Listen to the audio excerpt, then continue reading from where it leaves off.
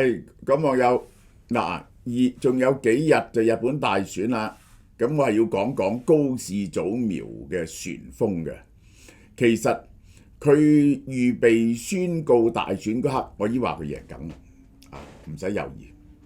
但係即係贏到咩程度嘅問題啫。咁而家呢，就係咪贏到有2/3呢？加埋維新會嗱，呢個先至係問題啫。而如果一選完之後咧，好明顯佢得到呢個 mandate 咧，佢會帶領呢個日本社會，呢個就係5年，呢個係4年係咪？好啦，首先我要介紹呢隻 Dr. Bargo 嘅緊緻微針精華，呢一隻咧係你去美容院先能夠享受嘅嘢啦。呢個因為佢係用呢一個100粒同埋300粒。微型海綿骨針狀嘅狀體，就有8大核心成分嘅，包括積雪草啊、呢個煙酰胺啊、腺苷啊、呢個米穗精華，係導入你嘅皮膚入邊，令到你就會美白，同埋咧就修復你皮膚嘅皺紋，恢復彈性嘅。呢個係咁就分為2種一種就100針，100針有100支針。一個咧就300支針，100支針咧就溫和型，適合敏感肌膚同新手初做。你咧就係只係售180蚊，就好平，你就有美容院嘅待遇。呢個300針咧就高強度，針對粗嘅毛孔，每週用2-3次，就係250蚊咯。呢個就係100針嗰啲咧，每日使用嘅，呢個係有排用嘅咯。一個係呢個係。好，呢個係美容院先至會有嘅嘢。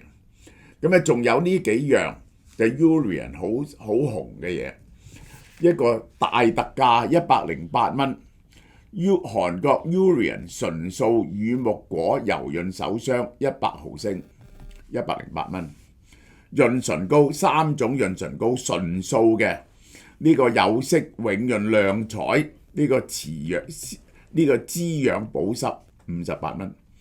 呢一個咧就係深層毛孔清潔嘅泥膜鋪泥膜148蚊。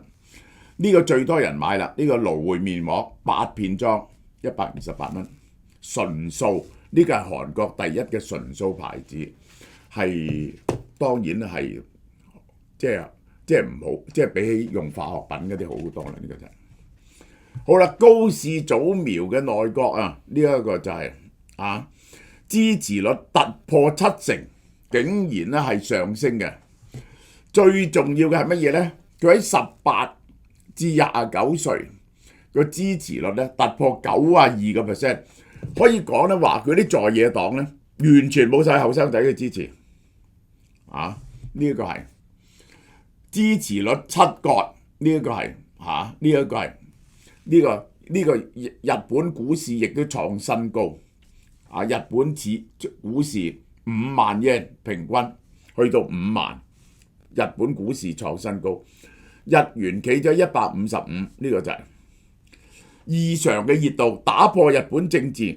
日本政治係非常沉悶、非常低溫嘅，你係唔會見到台灣呢一個香港美國嗰啲咁嘅造勢大會嘅，民眾冷感，反正都係一樣。佢話咧嗰啲內閣大臣出嚟演講咧，成日得幾十人喺前面聽嘅啫，冇人聽，行嚟行去。高市早苗喺岐阜縣嘅街頭演講，8000人係睇明星咁樣睇高市早苗嘅。高市早苗由1月29號起，日日都有地方拉票，紅色區域就佢已經去咗，完全嗰啲人係睇明星咁睇。而佢咧就係改咗個目標，佢本來話一半嘅啫。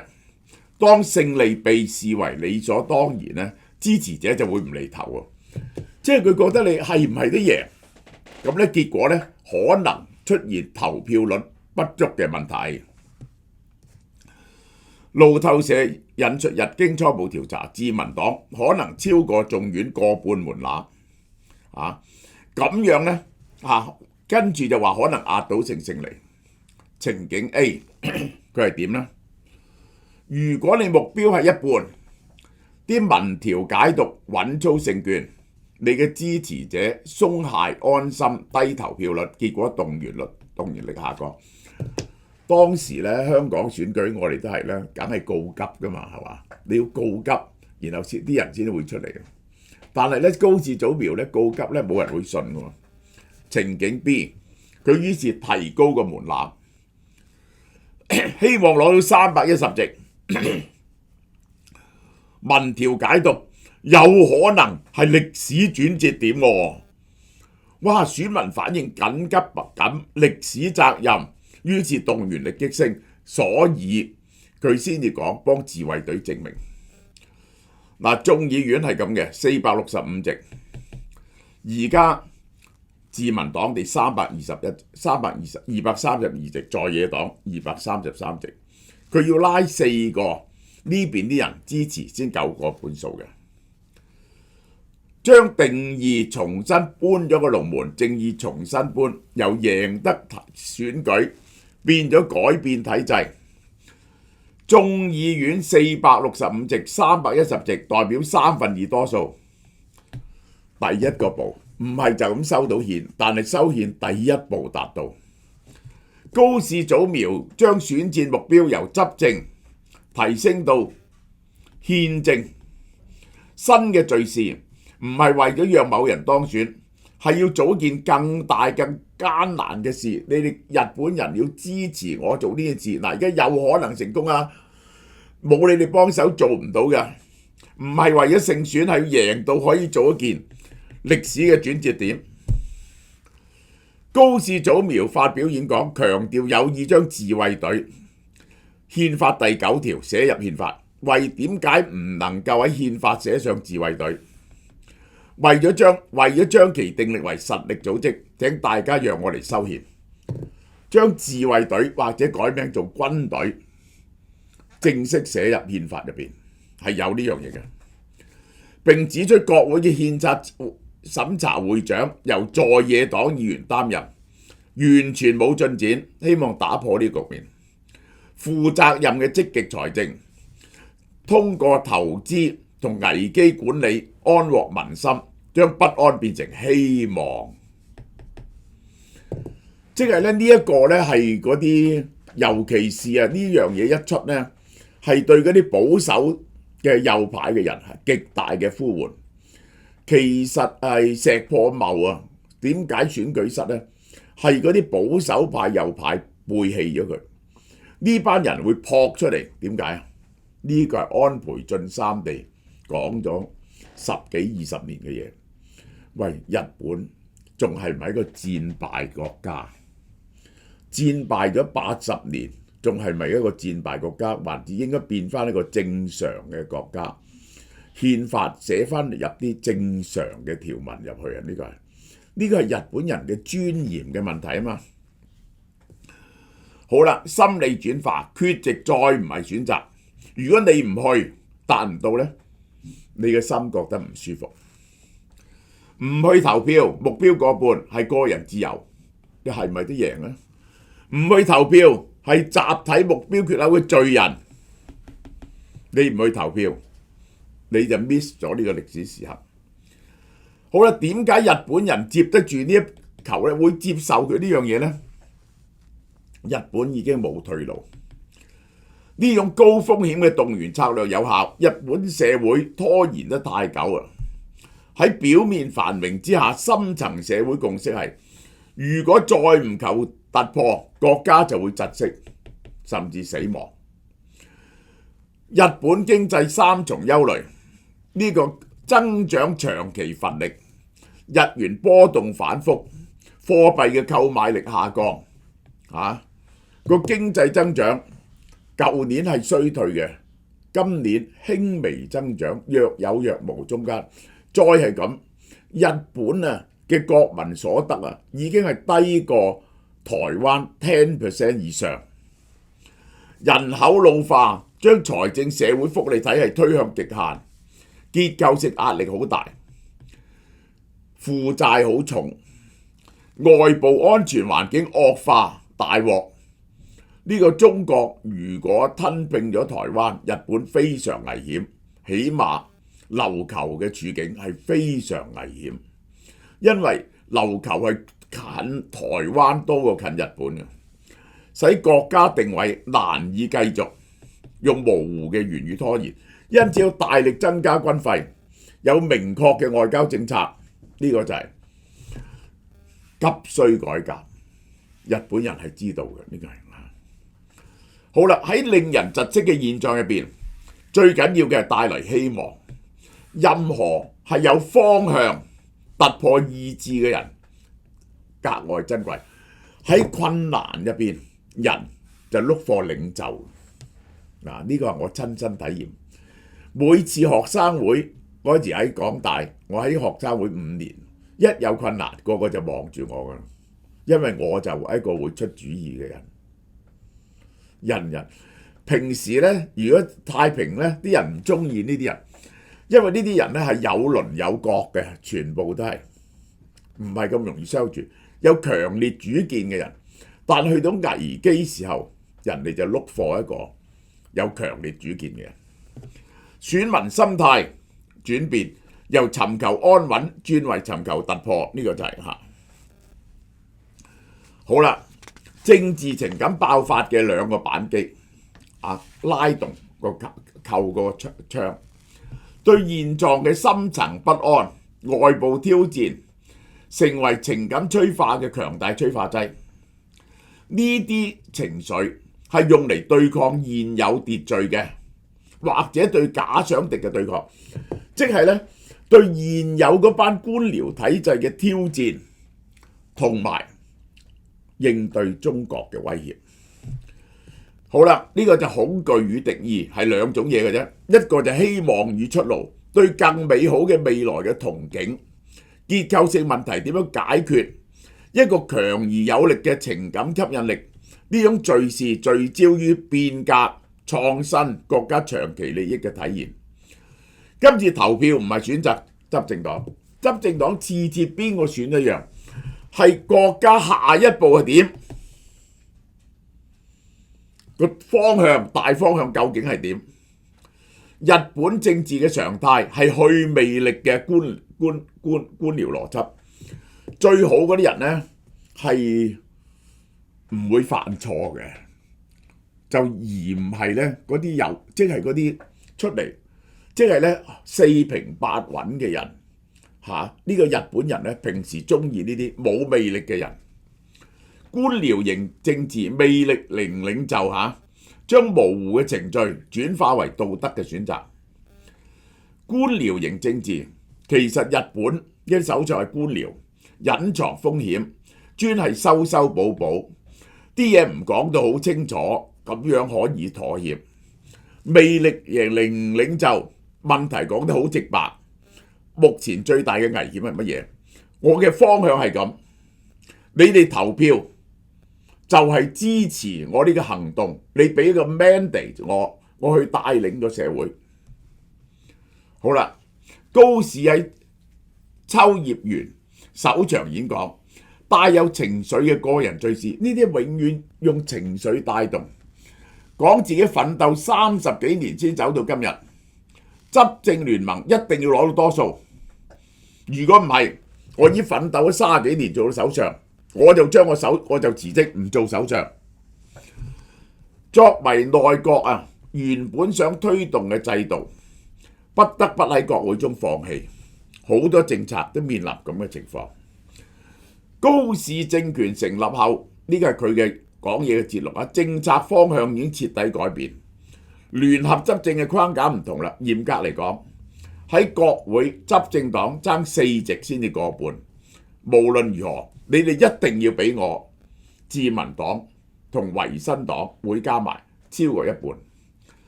政策同埋政權嘅架構已經改變，希望得到國民嘅信任。去到呢度就唔係純粹求政權，佢係要求啲人民佢提早選舉，梗係要嘥錢㗎，啲人通常都唔中意。佢呢個選舉呢，就變咗係唔係為咗乜嘢，係要你哋授權我去進行呢一系列嘅改革。於是嗰個選舉就有咗崇高嘅目的啦。小泉歷史對照只有2005年小泉純一次郎嗰次係咁嘅，小泉純一郎嗰陣時係郵政民營化，係好多人反對，連呢個自民黨入邊都反對，於是小泉解散國會再選，將原本反對郵政民營化嘅自民黨嘅黨員踢晒出去，唔提名佢哋，變咗就全民對決。你支持改革就投我，你反對改革就反對我。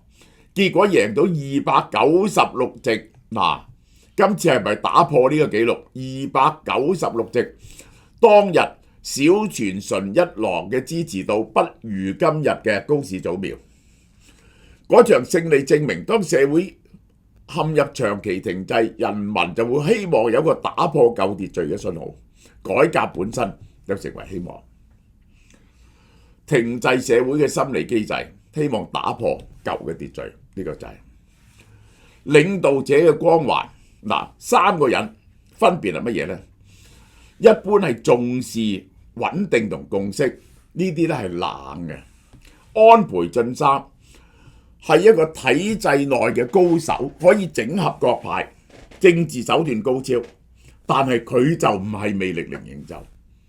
佢唔係魅力型領袖，佢唔夠斬釘截鐵同埋帶領社會嘅，結果冇街頭狂熱嘅，只有小泉同高市將政治搞到好 theatrical 戲劇化嘅推動者，然後賭自己嘅政治前途，呢啲先至高嘅，喺三叉口逼出群眾嘅熱情，只有得兩個人呢幾十年來，小泉高市。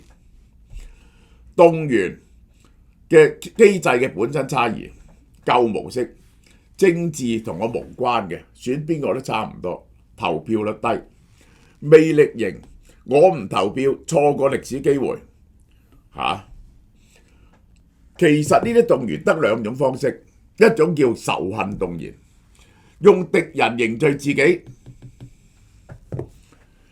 呢個係最通常使用嘅，就係你唔支持我，我就因為我反對佢。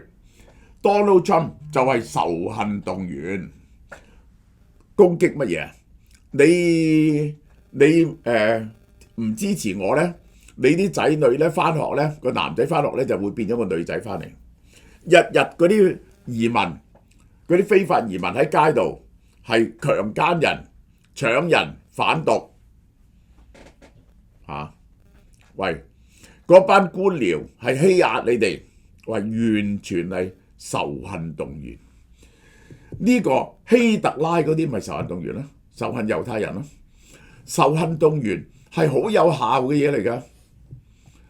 呢個美國民主黨都係仇恨動員㗎，佢哋就仇恨 Donald Trump 嘅動員啦。呢個就係呢種嘅動員係最容易嘅，係一定情緒高漲嘅，對方亦都一定還擊。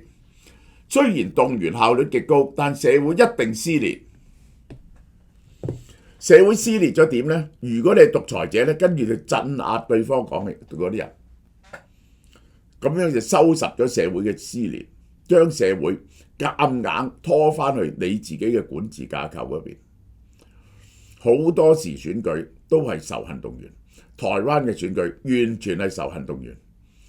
呢一個係呢一個國民黨同埋民眾黨就係仇恨民進黨嘅動員，民進黨就係恐懼仇恨中共嘅動員。呢個就係嚇，但因為仇恨中共動員咧用咗好耐，慢慢唔靚，佢哋咧佢就執政咗好耐。反而國民黨同埋民眾黨仇恨民進黨嘅動員咧係有效嘅，但係另一種咧就係願景動員，用希望同方向代替仇恨。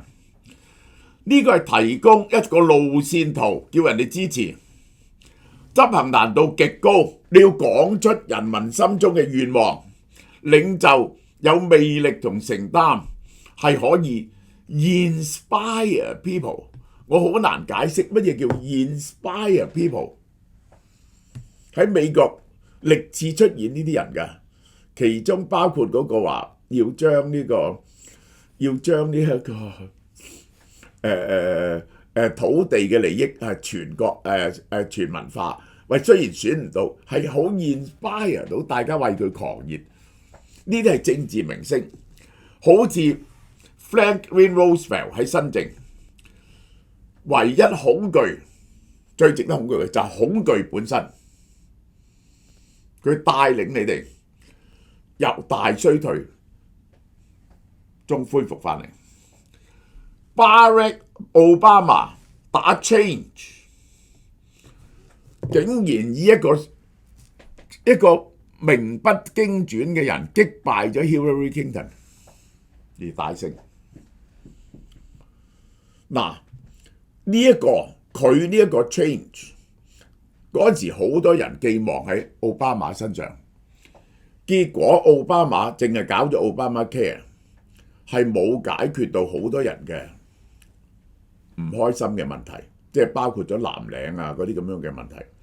結果嗰啲人就倒向 Donald Trump。Barack Obama deliver 唔到，呢種係帶嚟正面嘅建設性嘅政治能量嘅，列根都係正面嘅。呢個係兩種模式，仇恨動員係來自恐懼、敵人、對立，效率高，快速見效，結果社會撕裂，治理變為內耗。願景動員 vision， 希望方向參與難度高。你要講到人民心目中嘅願望出嚟，建設性強，扎根於制度。願景動員不僅係推住人去投票，係吸引人去參與。呢個係我同賴清德講，你要擺脫仇恨動員，而係用願景動員先至帶領到台灣人。一場高門檻、高市早苗、高門檻嘅希望動員，佢冇去攻擊其他人，理解仇恨同願景兩條路，就理解高市早苗旋風點解日本咁唔尋常。佢冇製造敵人，佢冇攻擊其他人，佢面臨日本內憂外患，整合出一條路線，解釋佢個路線。將勝利由過半數提升到2/3，呢個就係，然後將個人政治生命抵押俾個集體願景。高市早苗將個人政治生命抵押俾個集體願景，成功佢得到強大嘅授權，失敗佢哋要退出政壇。超越個人層次係去到經濟同憲法嘅結構性改革，呢一個係呢個係減呢個食物嘅消費稅，呢一個係再投資日本，增加財政支出，呢個係，然後加強國防預算，群眾心理佢係有為日本人帶嚟尊嚴，對日本人嚟講，動員喚醒咗一種恐懼，唔再做選擇就會失去選擇嘅能力，呢個就係。政治溫度嘅回歸同代價，日本政治好耐冇見過嘅熱翻嚟啦。小泉純一郎到而家已經20年。當社會重新對政治有感覺，就面對嘅核心方向，你究竟將國家帶去何方？佢嘅反對黨完全提供唔到個方向，只有佢有個方向。熱度係盤踞咗風險嘅，願景動員呢並唔係冇副作用㗎嚇。人民因為希望交付權力，就要你交到貨，一定要將承諾兌現成為可見嘅制度性成果。如果唔係，佢哋就好失望，期望越高，寬容度越低。如果交付失敗，就由旋風變成清算，呢個就係奧巴馬。奧巴馬除咗奧巴馬 care 之後，乜嘢都做唔到。嗰啲人係深為失望，深為失望。呢個係點解呢一個民進黨係會咁多人仇恨民進黨？即係民進黨上任前又係講改革啊，就係改革咧呢一個蔡英文咧第一屆就進行咗幾樣改革，嗰、個一例一休就係呢一個嗰、個公職人員嗰個18%嘅問題，點不知一改革，社會好多人嚴厲反對，佢個民望大跌，跟住民進黨冇晒銳氣，就唔敢再改革，於是好多人對民進黨失望，因為你以前係應承改革嘅。選民感到被空話消費，覺得民進黨唔做嘢。我唔明點解唔嚴厲反貪污，呢樣嘢必定靈嘅。民意反彈，政治旋風唔會慢慢消散，係直接倒灌。呢個就係奧巴馬嘅 change 唔能夠真係帶到 change， 於是佢哋對共和經過小布殊，經過奧巴馬，佢哋發現無論共和民主兩黨都係一丘之貉，於是佢哋揾呢個圈外人，呢個完全唔似政治人物嘅人 Donald Trump 出嚟，呢個就係咁解嚇。呢個高市早苗，我哋睇佢交唔交到貨。好啦，有乜嘢歲晚最好賣嘅 Soylab 呢一個係呢個洗頭水防脫髮好好嘅198蚊。呢個精華素168蚊，呢一個雅烏羅288蚊嚇，仲有呢一個而家咧呢個皇牌臘腸咧，每盒都送一個果汁啦，每2盒送呢個按摩貼，係好靚嘅呢個按摩貼。嗱，呢個咧就好，我係用㗎，貼上去我隻腳傷咧，撳一撳。咁佢就有幾種按摩方法嘅，我解釋俾大家聽。呢個係嚇，入邊有6種模式嘅，好似真人手咁嘅指壓、捏同埋敲打，10種強度，由最輕微嘅舒緩，慢慢加強到深度肌肉運動，真係拜拜記錄。我黐落去咧，我啲手指不停喺度跳喎，好得意喎！大家要試下呢個嚇。呢個有得賣嘅58蚊，而家你買2盒臘腸咧，就送俾你；3盒臘腸梗係送呢個頸巾啦，呢個嚇。迎春接福，又到咗家人團聚嘅時間啦，一齊享受翻個熱辣辣嘅盤菜啦，真係好幸福嘅。新春盤菜8人份量同12人份量，俏貓貓搜羅最名貴嘅食材。